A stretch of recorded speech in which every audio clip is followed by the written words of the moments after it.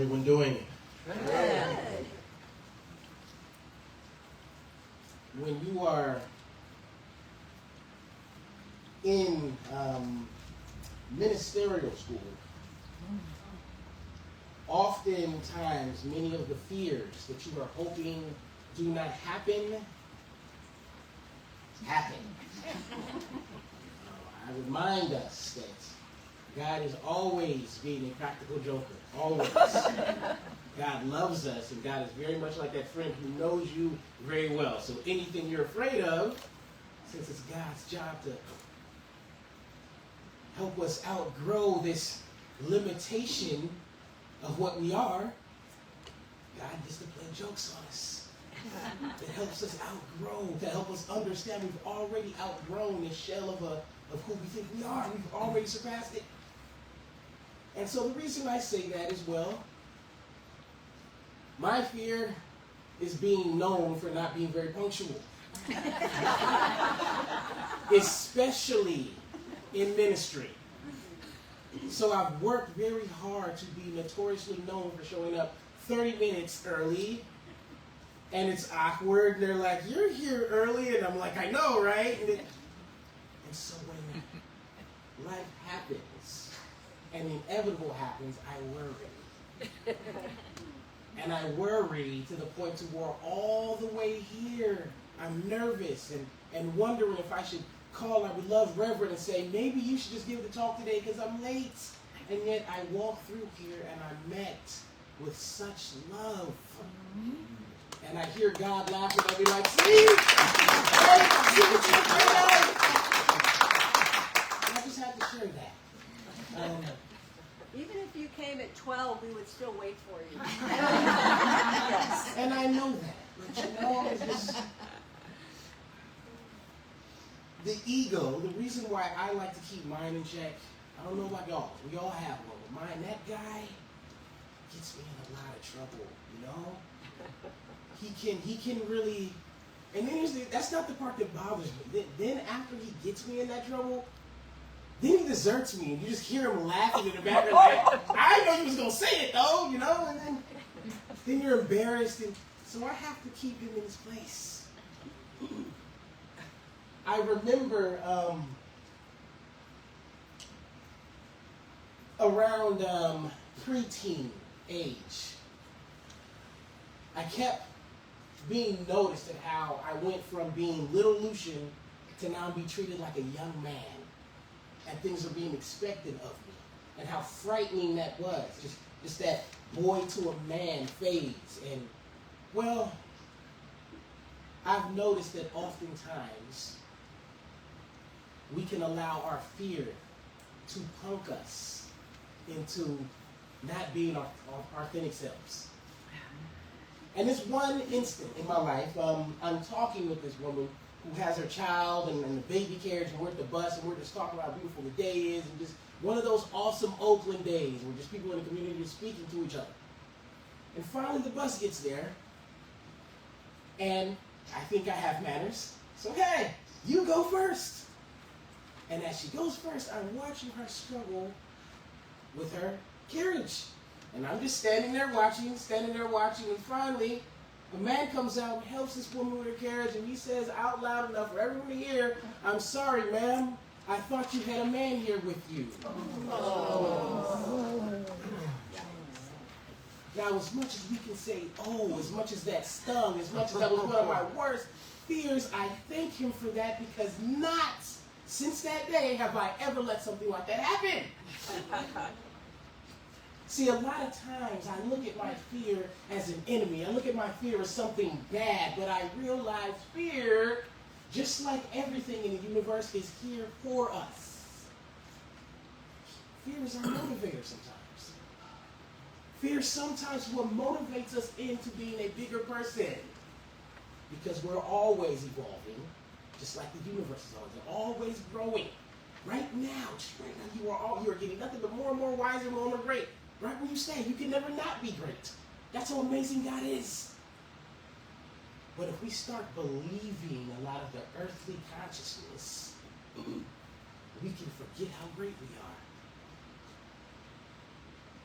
I'm starting to wonder a lot of the brands I like to wear, a lot of the food I like. Is this my own thoughts? Or did I just become part of the consciousness?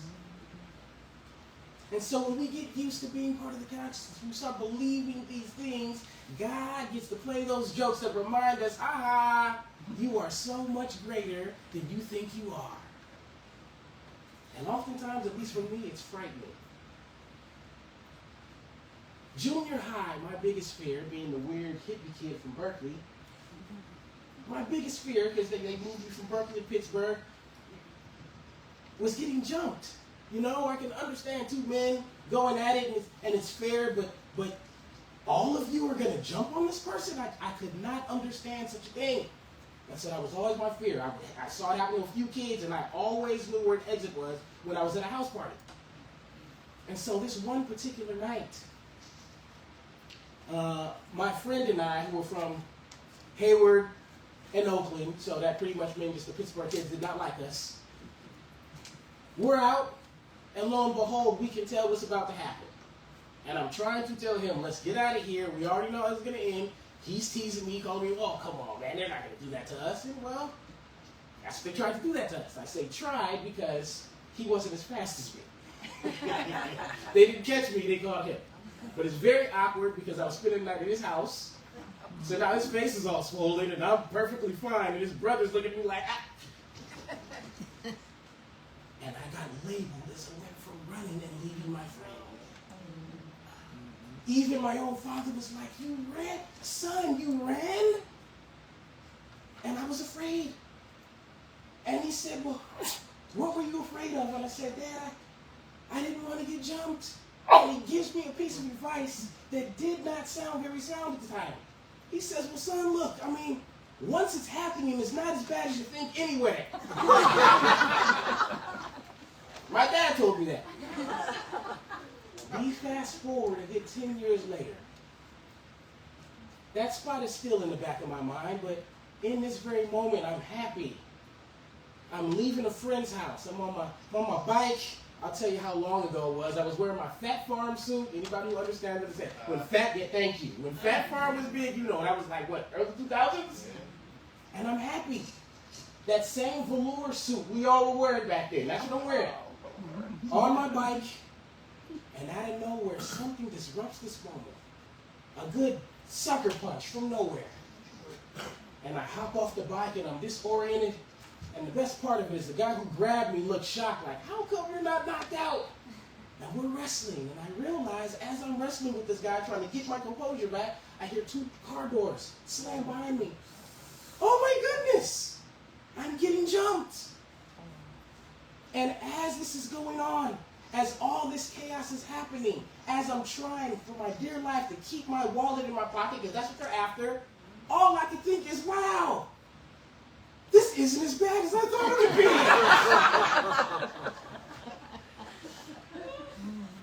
be. What I'm talking about right now is freedom. We can scare ourselves into our own personal jail cells to where we navigate this world timid and not being all we're supposed to be in life. See, that needed to happen to me. God was telling me, navigate this world freely, young man. Stop being scared. And I was not listening. And sometimes it's time to get pushed into the deep end of the pool.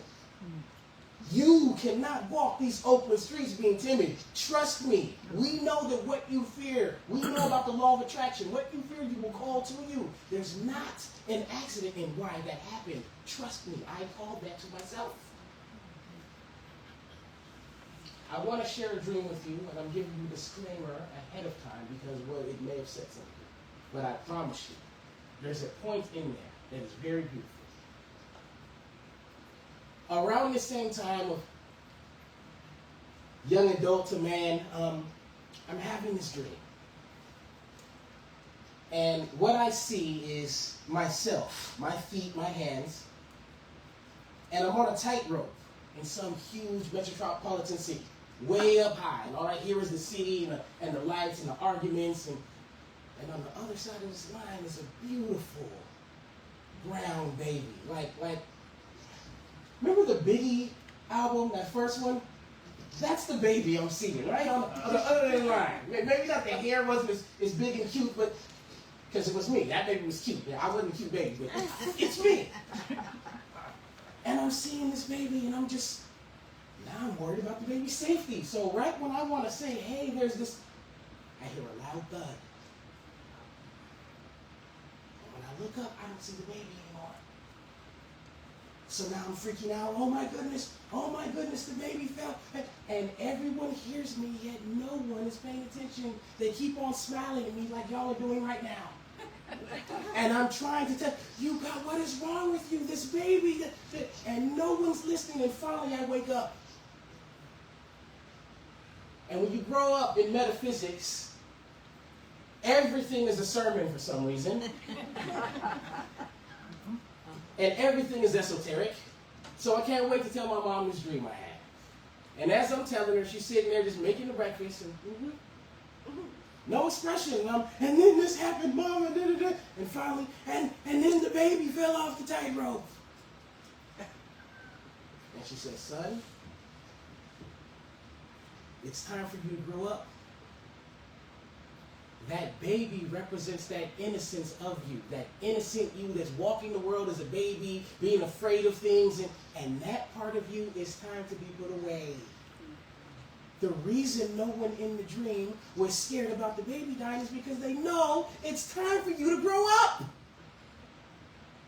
Understand that the thing we fear the most in life, it happening to us, is nothing more than us being free and liberated to discover us in a greater us. But as long as we fear it, as long as it's over our head, we're being punked by it. I'm not saying call it to you. I'm saying that if we know everything is God, then what are we afraid of anyway? I spent most of my teens being afraid to do all the things teens were supposed to do because I was scared of getting jumped. All the girlfriends I could have had, but nah, because if you my girlfriend, you was going to see us out, and I'm going to get jumped. Just get it over with, homie. You know you like her. Do we want to live in fear, or do we want to be free? Now, when I ask myself that, then I have to go back to a lot of the people I know. I've done a lot of work in reentry and helping people who are justice impacted getting back into society after being incarcerated. And I've made a lot of friends over the years working in this work. And something I've seen a lot of is, well, you'll see pictures of people serving their time. Some are serving hard time. And I'll notice that while they're in there, some of them carry the same look of inner peace that you may see some of your favorite leaders carrying.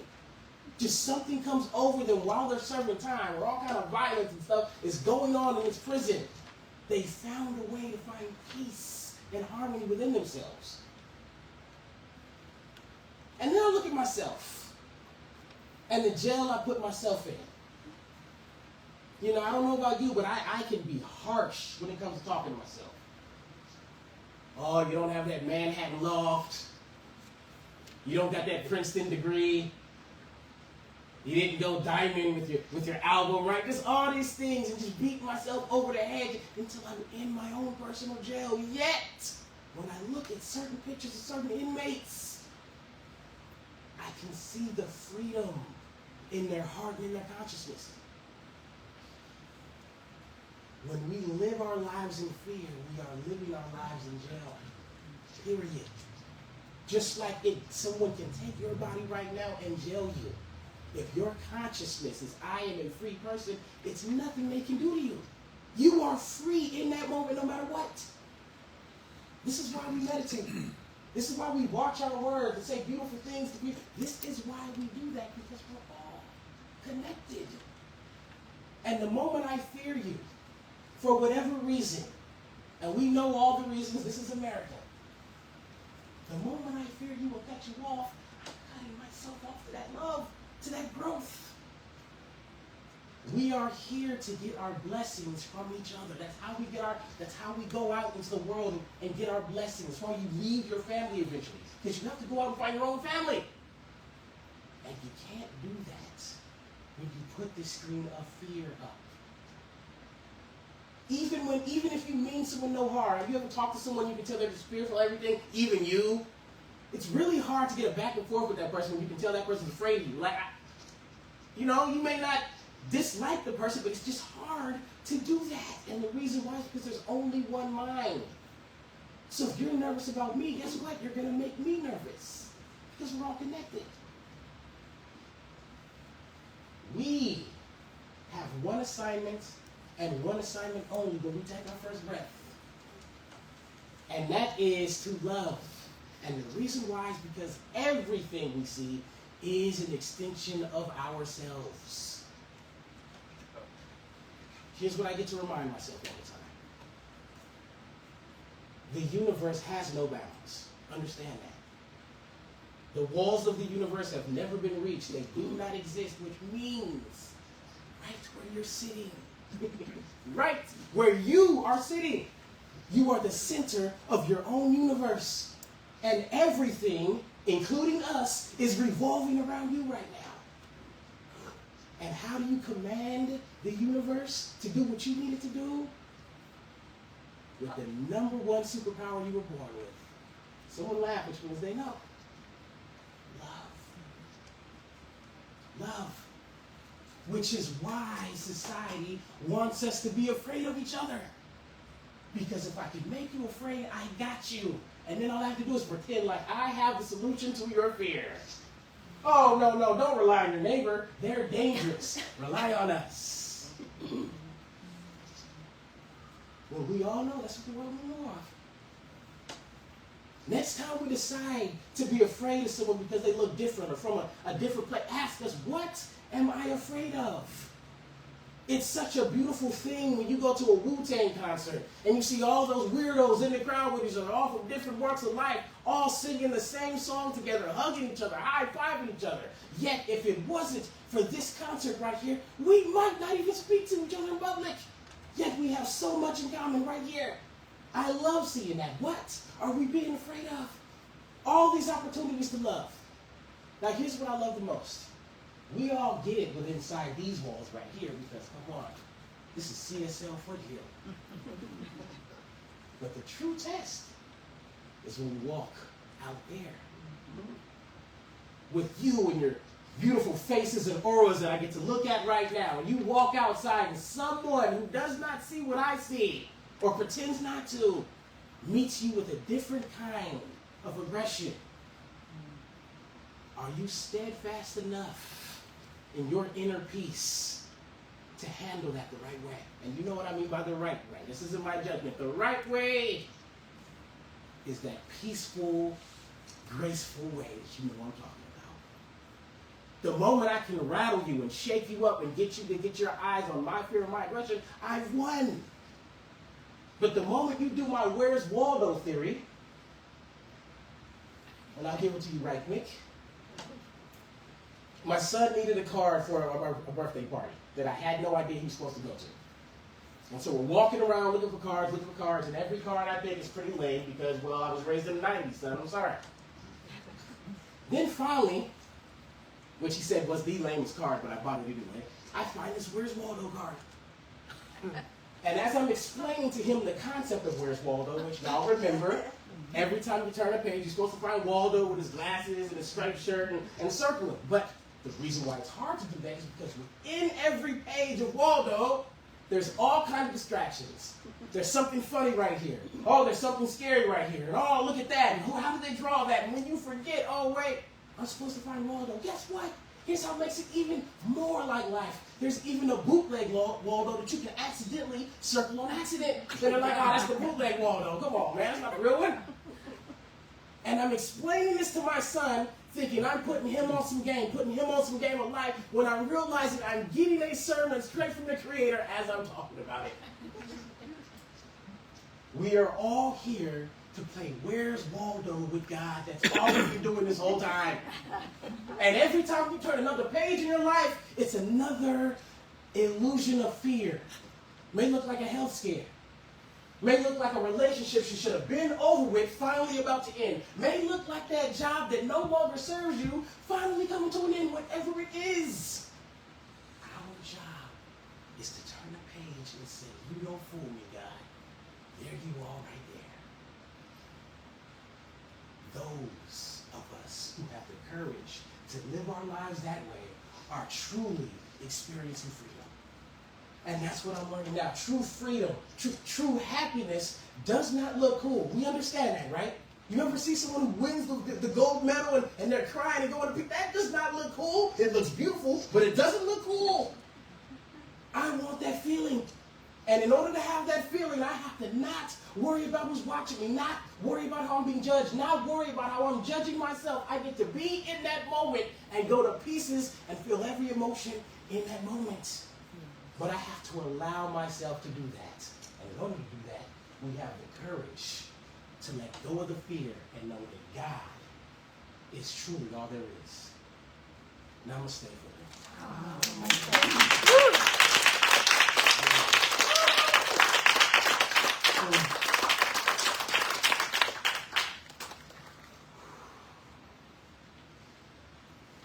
And so right now in this moment, I know there is only one life, and that life is God's life. That life is my life. That life is the life of everyone in this room, for there is only one life. And I, Luchan Baker, another expression of God, am speaking my word for this life, knowing that the life we live is a God life. That there was no reason to ever put a harness or a cap on our love, for we love freely, knowing that everything we come across is an extension of ourselves, which is God. So I'm blessing this moment, blessing all of our congregants in this beautiful village we call CSL Foothill, blessing our music ministry, blessing our beloved reverend, blessing every single experience that happens here, for we are doing God's work. I remove my ego and I allow God's magic to do what it does. For this is so much more. I am giving thanks. And so it is. So it is. I love you all. Thank you.